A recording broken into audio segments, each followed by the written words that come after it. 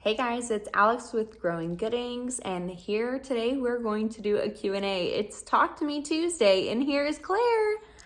Hi, Claire. So a lot of you have submitted questions on Instagram, and I am going to answer them here. Hope you enjoy. Bye, guys. To the questions we go.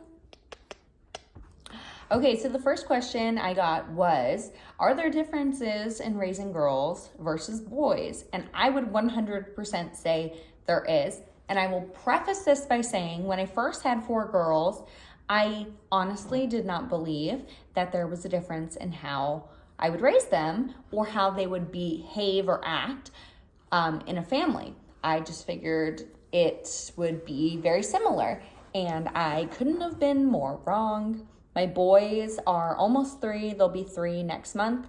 And hi, Claire. And they are so different. They're very loud. They don't know a lot of like social cues as much as like my girls picked up really quickly. They are much more aggressive towards each other. They play differently, but they are obviously so amazing. I hear that it will continue to kind of separate in how they will behave and act when they're teenagers and everything. I am loving it. It's like starting all over again in the raising of toddlers, because I know how to raise a girl as a toddler, but boy toddlers are a new thing for me. So it is different. All right, next question is, how long have the girls been doing ballet? Today is Tuesday, and my mother-in-law is here, and she took them to ballet today, and I love that today because I need to get some errands done. So it's been really helpful. Emberly tried ballet when she was 4, right after I had Ava, but we couldn't financially afford that at the time. And it wasn't until Emberly was about 6 or 7 that we were able to start ballet. And really, we only started it because Momo, my mother-in-law, ended up paying for Emberly and Ava's ballet classes. So Emberly did ballet starting like really consistently 6, 7, I want to say 7. And then Ava started when she was 2. What do you think?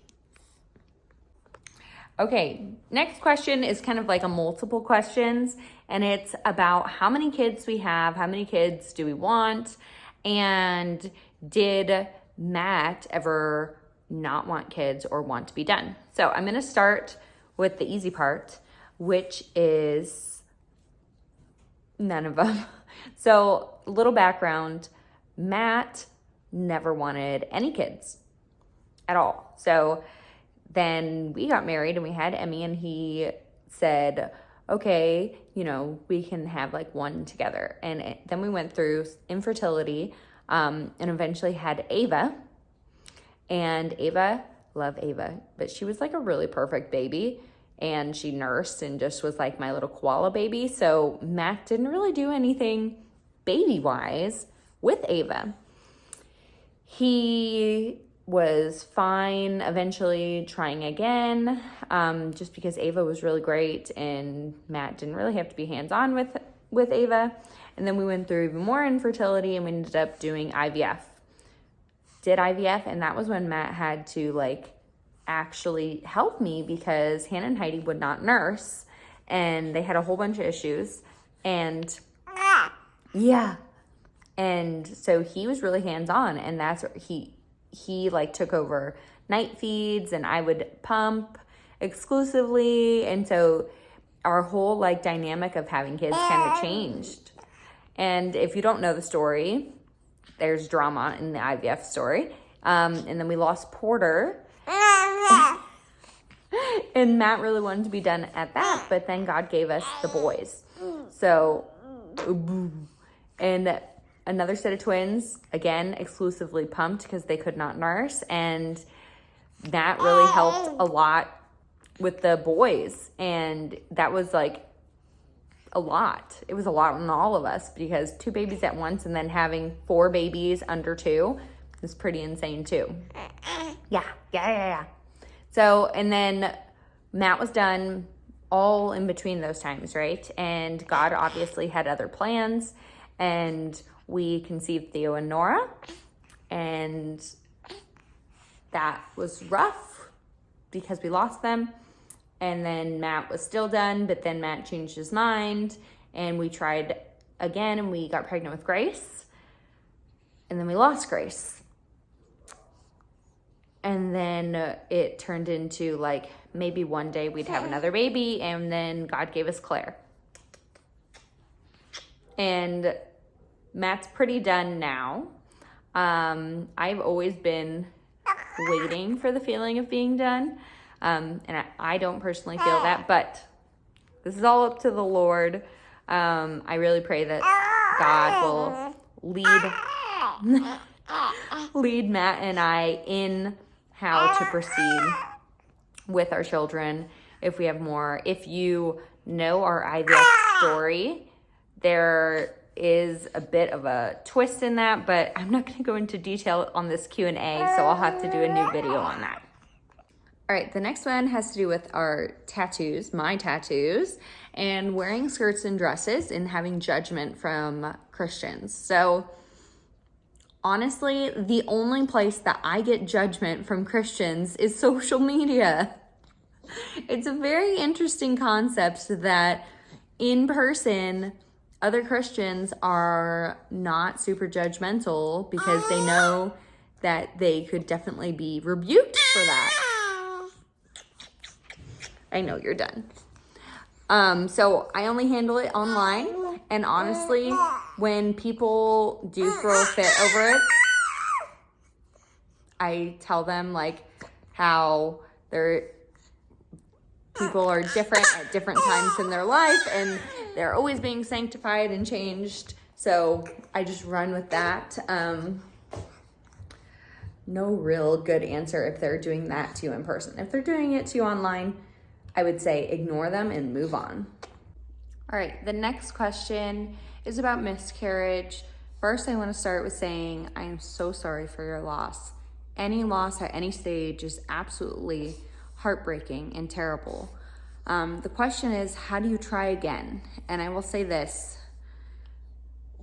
I didn't let the fear of the loss keep me from trying. It was something that I had to face once I was pregnant, the fear of then being pregnant and losing a baby. But the process of trying, like, I really knew that, like, I wanted to hope that it would work out again. And that was extremely challenging after losing Grace, because in my mind I was like, there's no way I could do it two times in a row, like having two losses back to back and then getting pregnant 3 times in a row. The fear didn't set in until I was pregnant with her. Hi, Claire. So I think you just have to have like, where's your hope? My hope is in the Lord, and I know that the Lord wants to bless us, and that if that blessing is with a baby in our arms, this baby, such a blessing, that he would make it so, and it would not be like something instantaneous. Obviously, I had to do my part. So the trying for a baby, like, that's actively on my part. And then placing my hope in the Lord is that step that I have to take, you know? Does that make sense? Again, I'm so sorry for your loss. I'm so sorry that you're going through this. And for anybody watching, I'm praying for you. I'm praying that you would find comfort in God. All right, the next question, new angle for the baby. The next question is, do I have any hobbies? Do I do anything that's like super cool, super fun, something that I like? My hobby used to be running pre-boys, and I would love to get back into that, but haven't. I don't really have like any like real hobbies that I have. I do enjoy our garden, but it's not like something I've done consistently for a long time. So can I call that a hobby? I love our animals, but like, again, haven't done that consistently for a long time. So I don't know if I can call that a hobby. Don't know. I don't really have hobbies. I don't really feel like I do something consistently enough to call it a hobby. But I've always kind of been the way of like just dabbling and doing all the things and trying all the things, and enjoying it as I go. What are you doing? All right, the next question is, how do we deal with our kids asking for stuff that either we can't afford or we don't need or we don't want? And my kids know that I will say no to anything that we don't need. And some people will find this either dumb or mean, but I take my kids and anytime we're at Target, like wasting time or something, they always want to go down the toy aisle, and we will go down the toy aisle and they can like look at all the things, but they know that mom is not buying anything because we have enough at home. And it's always been something that like I started when they were little, and like we couldn't afford it obviously either. Can't really afford it now just because like everything is crazy expensive at Target, right? But we used to just always go to look anyways, and that kind of like built this like expectation that like, okay, like we can like look at things, but that doesn't mean we have to buy them. And I feel like that's how we get to birthdays, where I ask my kids what they want for the birthday, and then they don't have like a gift idea. So that's how we handle it. They know that most likely mom is gonna say no.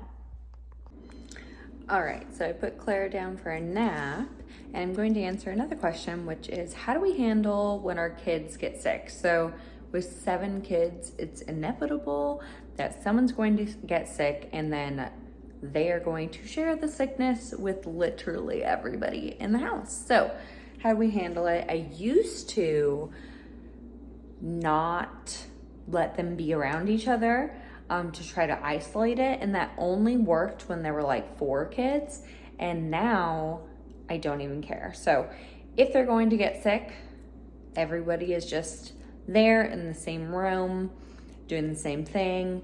I don't try to like keep the sick kiddo like contained.